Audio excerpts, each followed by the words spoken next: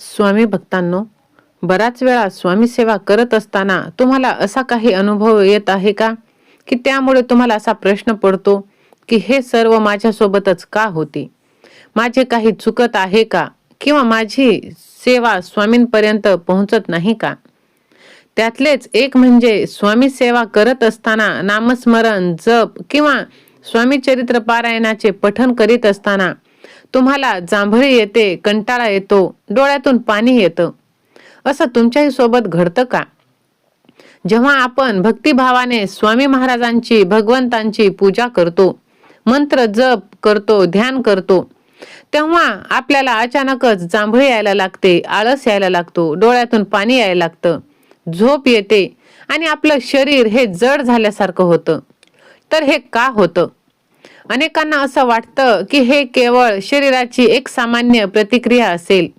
पण स्वामी भक्तांनो, याच्या मागे एक गोड आध्यात्मिक अर्थ आणि दैवी कारणे आहेत.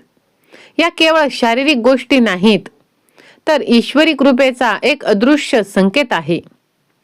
तो कृपा करतो आणि त्याच्या नामस्मरणात किती शक्ती आहे हे लक्षात घेतलं की या गोष्टी आपल्याला अधिक स्पष्ट होतात. हेच आपण या व्हिडिओच्या द्वारे आज पाहणार आहोत. त्यामुळे हा व्हिडिओ तुम्ही शेवटपर्यंत नक्की पहा. व्हिडिओ आवडल्यास लाईक, शेअर, सबस्क्राईब करायला विसरू नका आणि कमेंट बॉक्समध्ये तुम्ही श्री स्वामी समर्थ असे लिहायला विसरू नका. आणि चॅनलवरती नवीन असाल तर चॅनल आपल्या प्रियजनांना नक्कीच शेअर करा.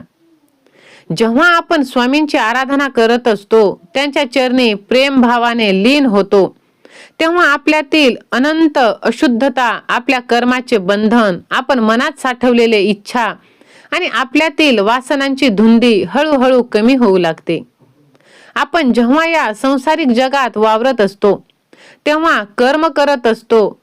आपण आपल्या जीवनात असंख्य चिंता, मोह, लोभ, अहंकार आणि वासनांचा प्रभाव असतो. आपण कितीही प्रयत्न केला तरी काही कर्मे अशी असतात जी अनावधानाने आपल्या सोबत घडत असतात. आपल्याला लगेच जाणवत नाही, पण ती आपल्या अंतःकरणात खोलवर साठत जातात.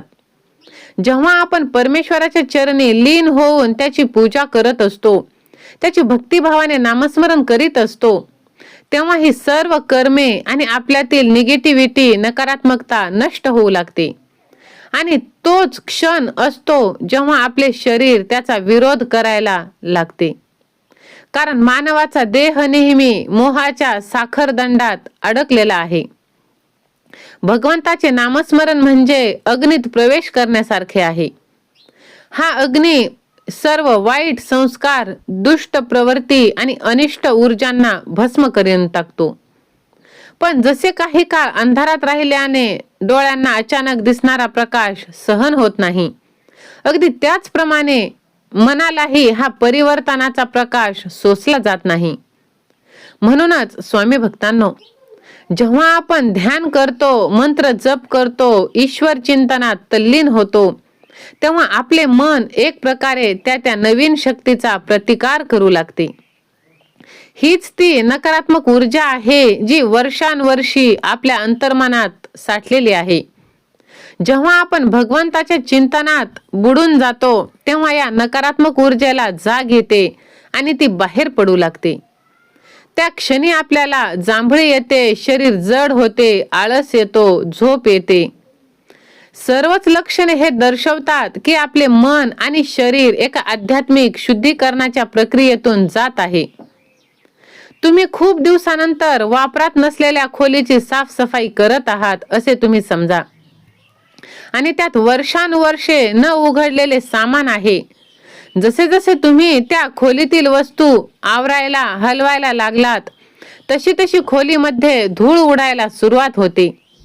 आणि काही वेळेने त्या धुळीमुळे आपल्याला शिंका यायला लागते, डोळ्यात पाणी येते, थोडा वेळ आपल्याला अस्वस्थ वाटते. पण जर तुम्ही तिथल्या वस्तू स्वच्छ केल्या, धूळ झाडली, सर्व साहित्य व्यवस्थित लावलं, तर बघा त्या खोलीतील वातावरण किती स्वच्छ आणि प्रसन्न होतं. अगदी तसंच आहे स्वामी भक्तांनो, भगवंताच्या नामस्मरणाचे सुद्धा.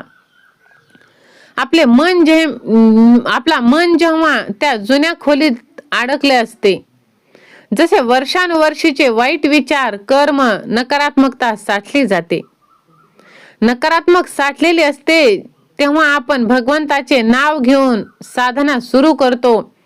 त्या सगळ्या साठलेल्या गोष्टी हल्ल्या जातात, त्यांचं अस्तित्व डगमळू लागतं आणि त्या बाहेर पडण्याची प्रक्रिया सुरू होते.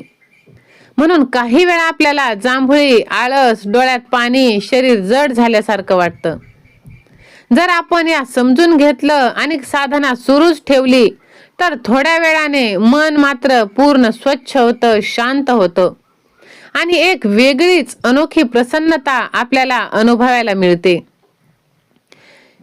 श्री स्वामी समर्थांच्या उपासनेत आपण पाहतो, अनेक भक्तांच्या कथा, कहाणी ऐकतो आणि सुरुवातीला नामस्मरण करताना त्यांना आळस यायचा, झोप यायची आणि सारखे जांभळी यायची.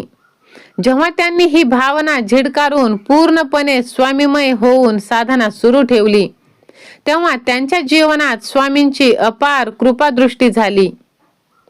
डोळ्यात पाणी येण्यामागे सुद्धा खूप मोठा एक अर्थ आहे, पण आपण ते समजून घेतलं पाहिजे. एखाद्या भक्ताला जर स्वामींची कृपा अनुभवायची असेल तर त्याने त्याच्या मनात असलेली कठोरता दूर केली पाहिजे. नामस्मरण करताना पाणी येणे अश्रूंच्या स्वरूपात आत्म्याचं शुद्ध होणं हे प्रतीक आहे. एखाद्या लहान मुलाने खूप दिवस आईपासून दूर राहून तिला हाक मारतो आणि आई धावत आली, त्यावेळी मुलांच्या डोळ्यात आनंदाश्रूच येतील ना. अगदी तसंच स्वामी सेवा करताना, जप करताना आपणास साठलेला अहंकार हा हळूहळू गळू लागतो. स्वामींशी आपण एवढे एकरूप होतो की आपल्याला असे वाटते की हे माझ्या घरातील एक सदस्य आहेत, हे माझे आईवडील आहेत, माझे जवळचे आहेत, जे मला प्रत्येक सुखदुःखात सावरतात. अशा वेळी आपल्याला आपले एखादे जुने दुःख, त्रास आठवते आणि ती आठवण आपण स्वामींसमोर काढून रडायला लागतो. आपल्या डोळ्यातून पाणी येते. आपली स्वामींची असलेली आत्म्याची ओळख हीच त्या अश्रूंचा खरा अर्थ आहे. जेव्हा तुम्ही स्वामींची सेवा करत असाल, त्यांच्या नामाचा जप करत असाल, तेव्हा तुम्हाला ह्या जर सर्व गोष्टी तुमच्या सोबत घडत असतील तर घाबरू नका. विश्वास ठेवा, श्रद्धेने पुढे जात राहा. जसं जसं तुम्ही शुद्ध होत जाल तसं तसं भगवंताच्या कृपेचा आनंद तुम्हाला प्रकट होणार आहे. आणि पहा, स्वामी माऊली परीक्षा घेत असतात आपल्या प्रिय भक्तांची. ती परीक्षा आपण पास व्हायला हवी. त्यासाठी आपल्या भगवंतावर विश्वास हवा. हा विश्वास असेल तर माझ्या देवावर विश्वास आहे असे टाईप करा आणि हा भक्तिमय चॅनल सबस्क्राईब करून प्रियजनांना शेअर करा.